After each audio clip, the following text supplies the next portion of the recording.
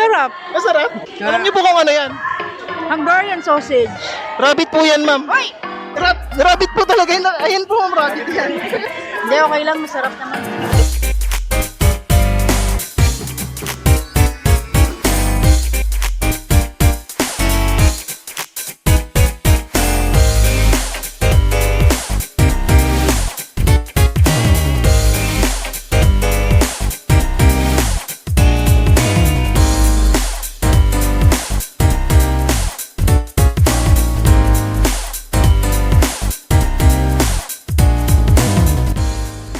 Okay guys, ayan, nandito tayo ngayon sa Kadiwa sa San Jose del Monte, Bulacan, sa Sport Complex. Magta-try tayo magluto ng Hungarian sausage para sa free taste. Eto, medyo mainit na to. Ayan, sakto lang yung fire. Yun. Yan. Okay. So, tingnan natin. Yan. Ito naman, ham naman siya. So, subukan natin dito yung ham. May background music na agad, oh. Oh. Parating daw kasi si Presidente. Si President BBM. Yan. Yan. Okay. So guys, ayan yung mga gustong matry. Nandito kami ngayon sa San Jose del Monte. Hanggang alauna siguro kami dito. So, alas 2 alis na kami. Hi ate, try mo mamaya. Free taste. Ay, sige po. So, ayan, yung benefits ng rabbit meat guys, mas mataas siya mataas yung protein niya, tsaka less yung fat. So, yung mga nagda-diet, pwede ito. Tsaka recommended din siya ng mga nutritionist. So, yung mga medyo may sakit-sakit na, ganyan.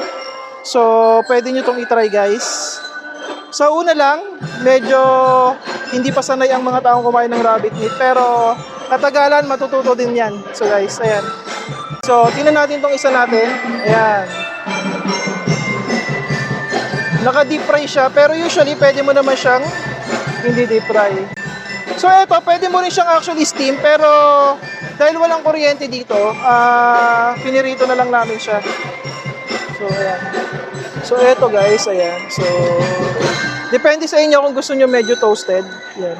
So, Sir Jun. Oh.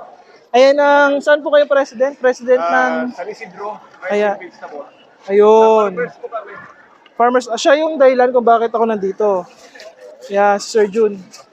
Tapos, magtuturo tayo ng mga mag-alaga ng rabbit next time, no? Doon sa San Isidro. So, ayan, medyo half lang siguro. Half cook lang tayo. So, alam mo si Pacman? Ito siya, si Pacman. So, sakto lang. Pero yung iba gusto nila toasted. Pero, tayo sakto lang. Sa una, akala mo mahal. Pero, along the way, long term is makakatipid ka talaga kasi hindi ka na magno-nervous.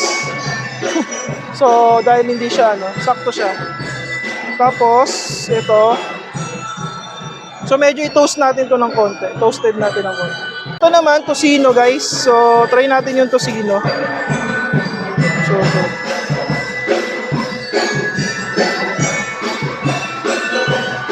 Yan. Unlike doon sa mga normal na tocino natin, kulay pula. Ito kulay puti. Kasi nga, lean yung meat niya. Pero, ayan. So, ayan. So, mamaya mag-pre-taste tayo. So, rabbit meat po. Pre-taste po yan. So, may po.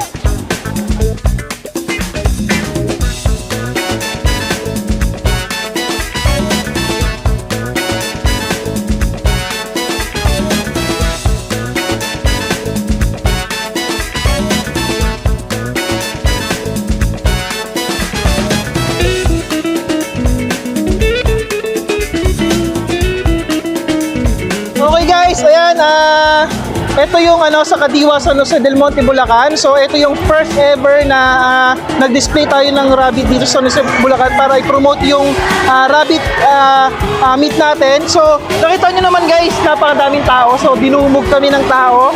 Actually napagalitan pa kami kanina kasi nga yung free taste namin, ang daming kumakain. So pinahinto na lang ng mga organizer kasi nandito na sila lahat. So kanina yan, dinagsa kami ng tao. Nagbenta na rin kami at the same time. So ayan guys, abangan nyo. Kung gusto nyo guys bumili, i-like nyo lang yung page namin guys, yung Rabbitland Corporation. So Facebook page. And also kung gusto nyo pong tumawag sa Viber, pwede nyo akong tawagan sir 916-624-4357. So magkakaroon ako ng store in the future. So hinihintay ko na lang yung business permit ko. Malapit lang ito guys sa EB Town. So along Grotto sa highway lang, near Grotto Church din. So makikita nyo dun guys, abangan nyo guys. So thank you guys.